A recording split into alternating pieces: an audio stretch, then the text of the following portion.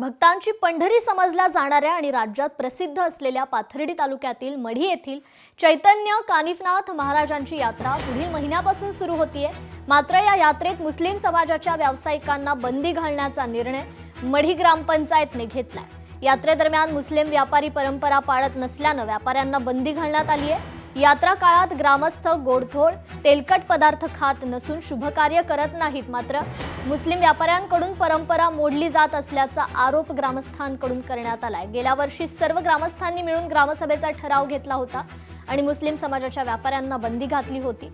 याही वर्षी मागील ठरावाप्रमाणेच बंदी घालण्यात आली असून कुठल्याही प्रकारे मुस्लिम समाजाच्या व्यापाऱ्यांना ग्रामपंचायतीकडून कुठलेही परवाने दिले जाणार नसल्याची भूमिका सरपंच आणि ग्रामस्थांनी घेतली आहे।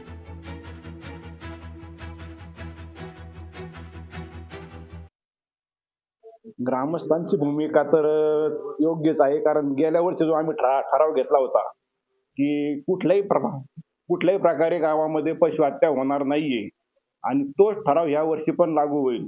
कारण गेल्या अनेक वर्षापासून गावामध्ये पशुहत्याचं प्रमाण वाढलेलं आहे। त्याच्यामुळे ग्रामपंचायतनं जो ठराव केलेला आहे की गावामध्ये पशुहत्या कुठल्याही प्रकारची होणार नाही आणि पशुहत्या करणारे जे असतात ते इतर समाजापैकी जास्तीत जास्त मुस्लिम समाजाचे असतात। त्याच्यामुळे त्या लोकांना गावामध्ये व्यवसाय करण्यास सुद्धा बंदी आहे।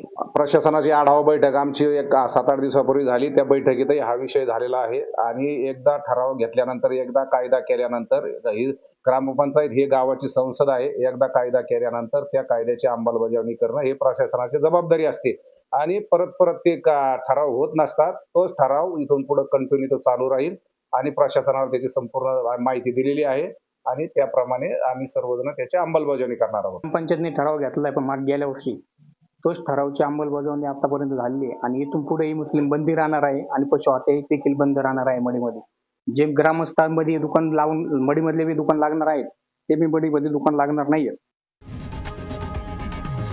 लोकशाही मराठी ऐका, पहा, जागरूक रहा।